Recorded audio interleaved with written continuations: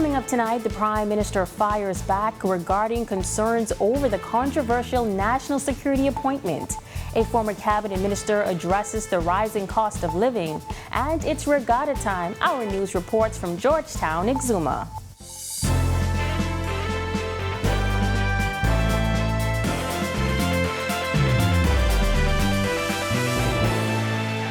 Welcome to our news weekend edition, and thank you for joining us. I'm Megan Shepard. Prime Minister Philip Davis is defending the appointment of former Senator and talk show host Rodney Munker as a crime consultant in the Ministry of National Security.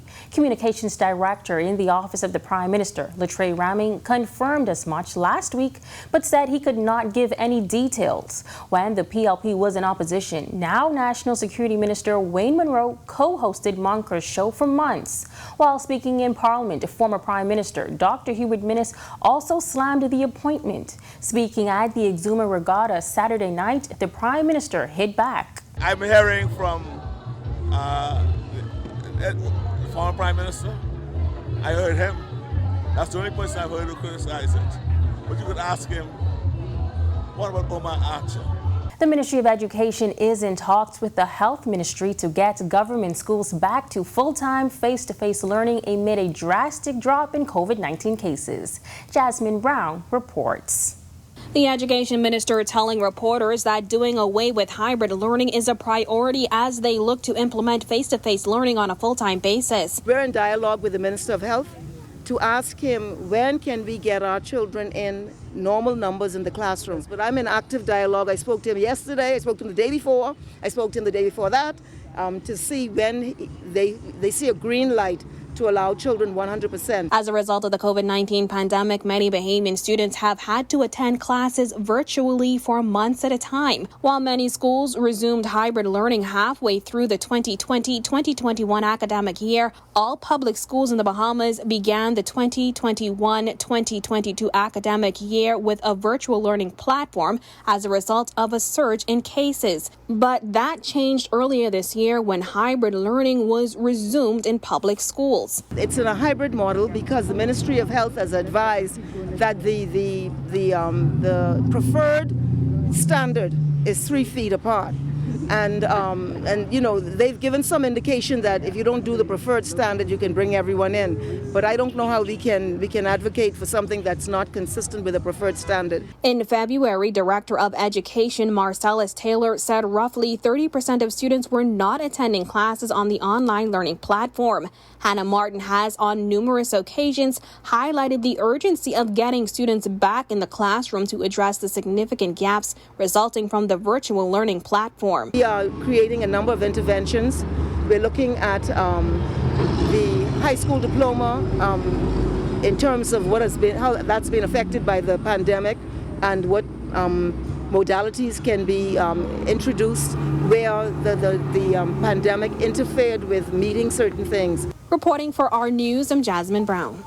Former Free National Movement Senator and State Minister for Finance, Shivargo Lang, the guest on our TV's On the Record with Jerome Sawyer this past week.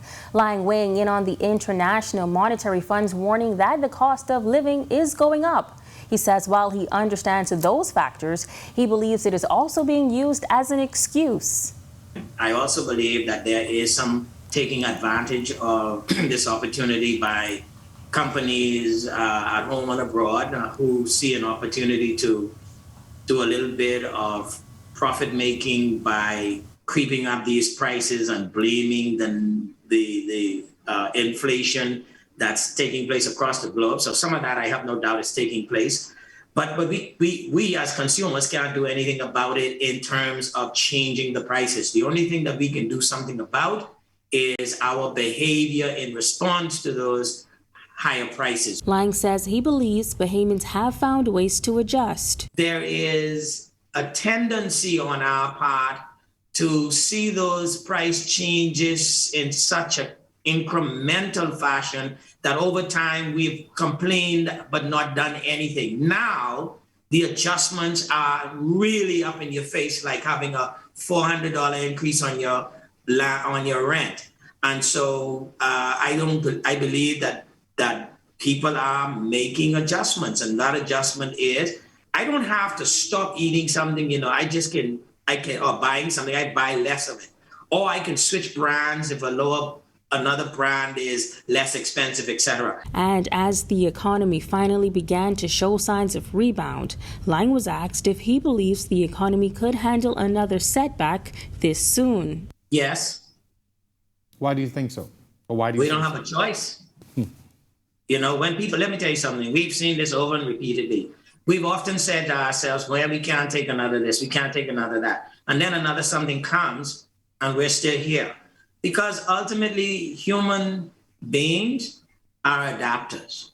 And while we reluctantly face adverse changes to our lives, we make the adjustments when necessary. Now, according to Minister of Foreign Affairs Fred Mitchell, the poverty level has hit 47%. When we think of abject poverty, that is not something that we're accustomed to seeing. But we do have a standard of living, and based on a household expenditure survey that the Department of Statistics did, where we know a number of people in the Bahamas live below that. And I think the number may have been around 11%, but don't quote me as having that being definite, but around 11%. And it is true that we have probably seen an increase in that over the last 15 years, leading from the Great Recession. Lang notes that based on the United Nations definition of poverty, earning $1 per day, he believes the country's poverty level is relatively low compared to other countries. While inflation is hitting many Bahamians hard with the rising cost of food as well as fuel, but some researchers say some residents are making their dollars stretch, even if their paychecks remain the same. But Leslie Archer, a policy fellow at the University of the Bahamas' Government and Public Policy Institute, says although most people making a minimum wage may not be able to afford buying in bulk to cut costs, there is a way around it. When we went into the Haitian community, we saw that the families actually came together. They lived in a certain neighborhood. All of them brought their salaries together at the end of the week, and they bought items in bulk. So, is it worth it to buy in bulk? According to Money.com, there are a few items you should always buy in bulk if your pocket permits. That includes diapers, meat, canned goods, fruit, white rice, toilet paper, and paper towels, as well as white sugar and even toiletries. Archer says in the instances where residents pool their resources to buy in bulk, they got the most bang for their buck. It can be done because they are the minimum wage or lower. Some of them are not even, they're informal workers, but they're able to save, reduce their expenses by purchasing in bulk. So I believe that will help. The First Family Island Regatta wrapping up with an award ceremony. Despite some rough seas preventing sailing races, officials are still calling it a success. Berthany McDermott is in Exuma with this report. The final night of the Exuma Regatta wrapping up on a high note with more dancing and entertainment.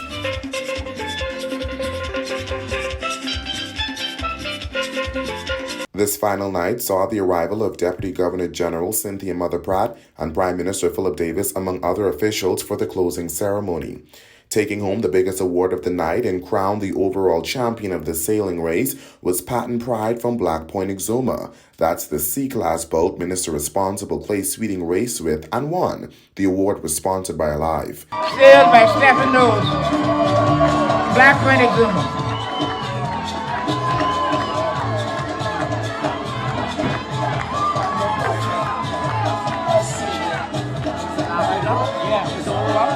I feel elated. Done my first major regatta I've ever won. A lot of hard work and dedication, and I said I'll never give up.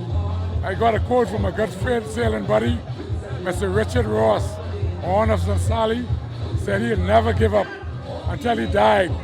He'll die in a sailboat until he continues to sail and win. So that's why I feel so overjoyed. Prime Minister Philip Davis says it was thrilling to see the joy and excitement of so many Bahamians at the regatta. I want to thank each and every one of you for being here. I want to say to each of you, and I want to welcome Kasim Reed, the mayor from Manada, for sharing this with us. And I want all of you to just say, welcome to the Bahamas, Welcome to the Bahamas. We are open, and I want you all to enjoy yourselves as we move forward in opening this country. Deputy Prime Minister and Minister of Tourism Chester Cooper emphasized how important the regatta is for the economy, tourism, and Bahamian culture. This is what Exuma Regatta is absolutely all about. So, ladies and gentlemen, happy days are here again. And Family Island Affairs Minister Clay Sweeting stressing the importance of regattas and the need to protect the sport. We must preserve this sport for many generations to come. Bahamian sailing sloops display the best craftsmanship and world marks the manner of our bearing. Throughout this competition, you displayed that the Bahamian spirit is all about one people united in love and service. Meanwhile, on shore, the best of the Bahamian culture is on full display through mouth-watering dishes, charming craft work, and sweet Bahamian music. And just like the nights before, the final night saw Bahamian performances on full display.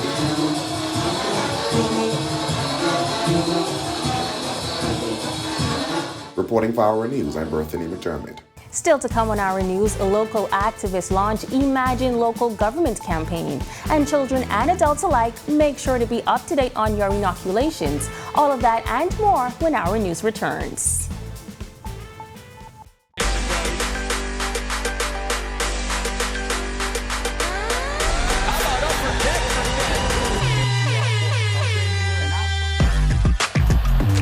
Got size at 6'5".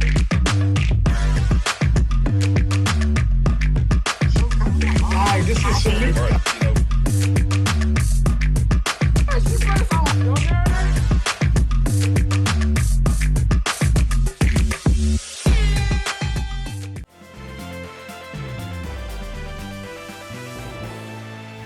You're watching Our News. Welcome back.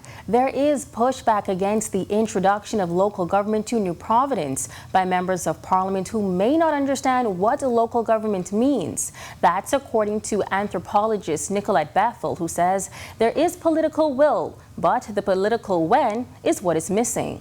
They are not losing anything. They are gaining an opportunity, because maybe if you're an MP, maybe you don't really recognize that your job under the Constitution is not to represent your community for potholes and cleaning up and so on, which is what we think it is, right? It is to represent your community in the legislative process, writing laws for the country. Rise Bahamas, an advocacy group, launched the Imagine Local Government campaign in conjunction with the Organization for Responsible Governance and One Bahamas. Under the previous government, an advisory committee was established for the introduction of local government in New Providence. Rise says local government would be responsible for repair and maintenance of infrastructure and engagement of citizens in decision-making, among other things.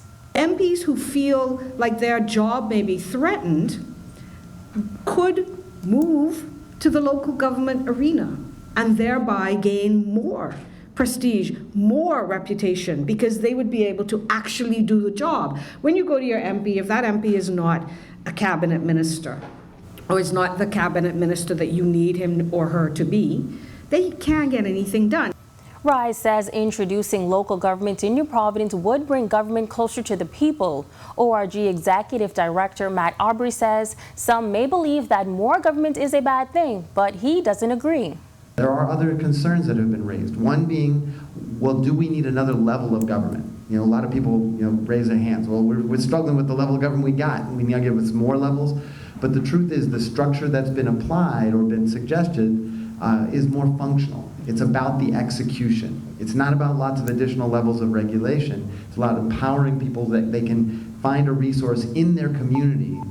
Are you or your children all caught up on your vaccinations? If not, you may want to track down those little pink vaccination cards. Our Christina Dragovich tells us why. Doctors say many people missed or delayed routine vaccinations for preventable diseases, including smallpox, measles, and even chickenpox? So over the last 10 years, we actually introduced the vaccination for chickenpox to our schedule, and so it's actually a mandated shot, and so in order for you to go into school, that is one of the vaccines that you have to get. So it's a 2 series, 12 months, and then again at 5. Chickenpox vaccine is given at 12 months, and once again at 5 years, so it's actually a routine part of our vaccination schedule. Pediatric consultant Dr. Deshawn Saunders says prior to the mid-1990s, there was no vaccine for chickenpox. According to the United States Centers for Disease Control, the chickenpox vaccine prevents more than 3.5 million cases of chickenpox, 9,000 hospitalizations, and 100 deaths per year. But staying up to date on vaccines is part of that prevention. We have a lot of kids that now have to catch up because they're so far behind. The Pan American Health Organization is launching Vaccination Week in the Americas beginning April 23rd.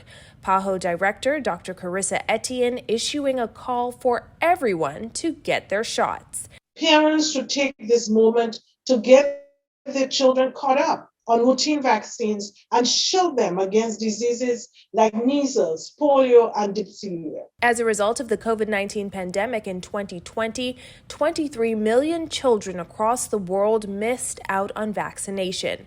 That's the highest figure since 2009. Reporting for our news, I'm Christina Dragovich.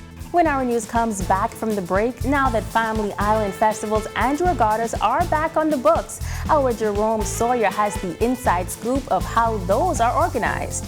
And our Marcellus Hall is up next with Sunday Evening Sports. We have the details when our news returns.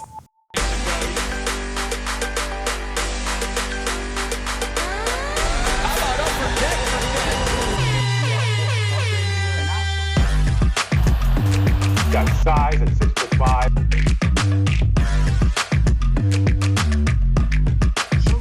Hi, this is Shamik.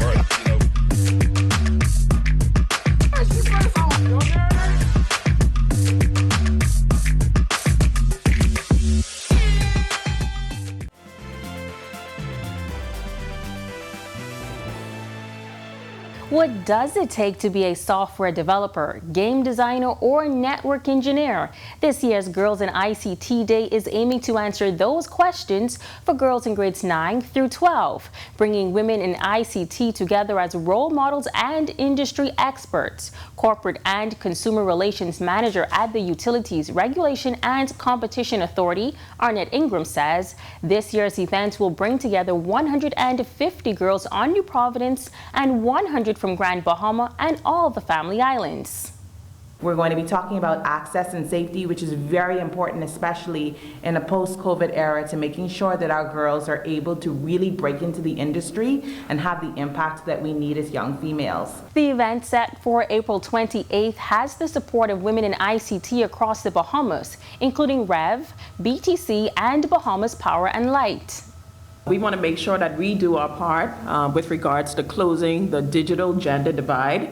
And the reality is we don't just talk the talk, we walk the walk. Just this month we celebrated Women in Leadership. And I'm happy to say that over 50% of the leaders within our organization, within the Cable Bahamas group of companies, are represented by women. Girls in ICT not only gives us an opportunity to support this initiative and come together and collaborate with other operators and showing girls that we can do so even beyond competition, but it also gives them an idea to see what opportunities they can go after. Girls are able to see what careers are out there for them. They don't have to rely on the traditional careers, and so many of us in our careers rely on ICT to function every single day. Find out more at Girls in ICT Day 242 on Facebook. Well, the crowds flocking to Exuma this weekend are just a glimpse into what's to come now that Family Island events have resumed. Jerome Sawyer reports on efforts to make the events even better. The Bahamas can turn into the boutique festival capital of the world. And it's this belief that's motivating the manager of the festivals and homecoming section, Angelique McKay, to try and improve many of the countrywide festivals. The announcement of the return of these events is kickstarting her work in an advisory role. And whether it's a festival, tournament or homecoming, approval is based on budget submissions. They would have to submit the actual layout of what will take place, entertainment, outside activities, anything like that. We also find out from them if they're seeking sponsors from whatever companies or entities, and we try to guide them to probably identify particular sponsors that may have an interest in what it is that they're doing. These islands provide very unique surroundings, something they encourage organizers to utilize. Take, for instance, I'm trying to get them to capitalize on the fact that they are the speed bump capital of the Bahamas. They have like 11 speed bumps on the front strip and 8 on the back strip in that one settlement. Throughout the country, I've never experienced anything more. And these little whimsical things that we take for granted would be things that people would be like, oh, let me take a picture of this speed bump. Persons take for granted that they have these huge salt ponds, or this particular area where there are a lot of seagulls that come in a particular time of year. Let's capitalize on those things that make your area on your island so unique. A good example is a sponging exhibit in Mangrove Key Andros, put on at the annual Seafood Festival. We have certain practices that we do in terms of how do they cut it. And then there's the other aspect part of it of we want to educate people not to, endanger the reefs and the sponge and certain things not to use and stuff like that. And then simply identifying sponge. Yet there are times conflicts arise when there are competing events. It will create tension within the community because it gives that impression that everyone is not committed to advancing the community or the efforts of the community. And we would strongly encourage persons who want to have events to partner with the festival or the homecoming committee of that particular weekend. The partnership will work. Reporting for our news, I'm Jerome Sawyer. And now let's turn things over to our Marcellus Hall, who has the latest in sports.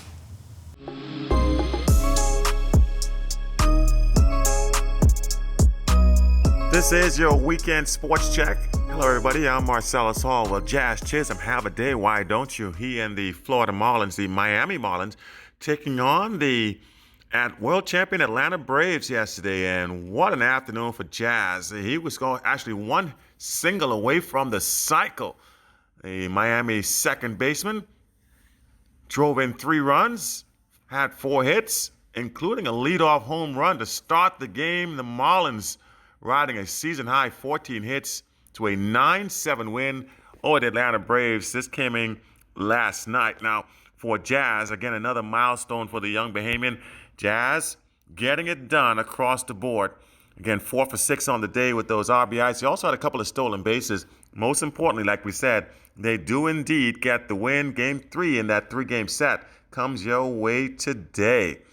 Meanwhile, we got some news coming in from track and field, as Devin Charlton, with her season opener yesterday, running in the 100-meter hurdles. Devin, looking at her performance here, finishing in 2nd place.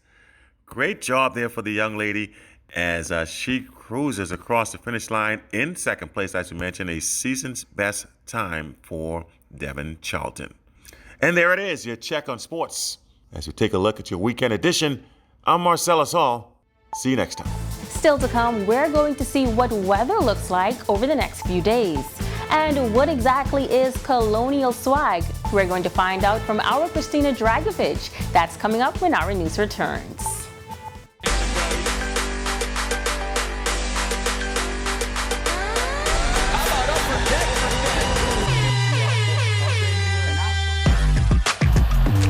Got size at 6'5".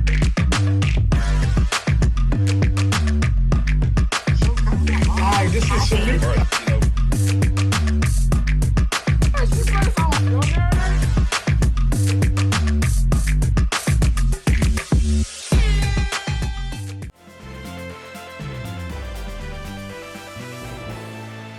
Welcome back to our News Weekend edition. Well, we've had a lot of wind and rain recently. Let's take a look at how weather is shaping up over the next few days.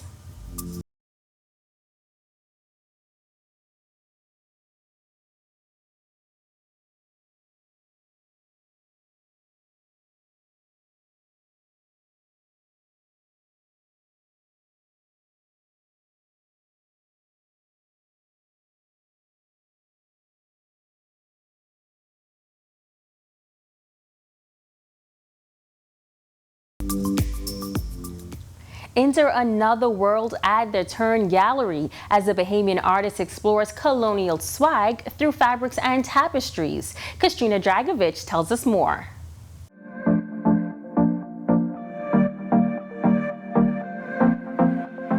Issues of colonialism, anti-LGBTQ laws, and cultural stigmas on display as the Turn Gallery at Island House presents Colonial Swag by April Bay. Colonial Swag is a fictitious, high-fashion, high-luxury brand of clothing on the planet Atlantica. We take racism, homophobia, ageism, sexism, all of the bad isms, and we weave them into high fashion wear. Bay says she hopes her show will take people to another place to examine cultural issues. I hope they feel like they visited another planet and they're seeing different types of beings, and also that they're investigating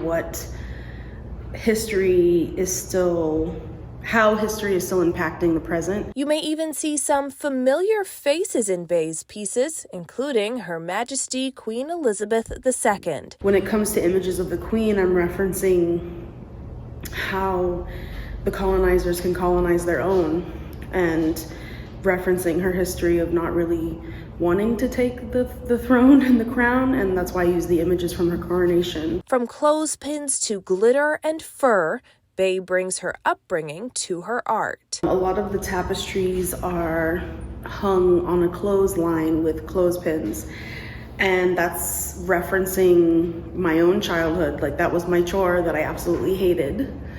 So it's a way for me to bring it into my work, to appreciate it in a different way. Founding director at the Turn Gallery, Amanda Colson, says Bay's intricate work is astounding. You look at the work, it's like deeply laborious, it's very beautiful, it's using fabrics, it speaks to history, it's got so many layers.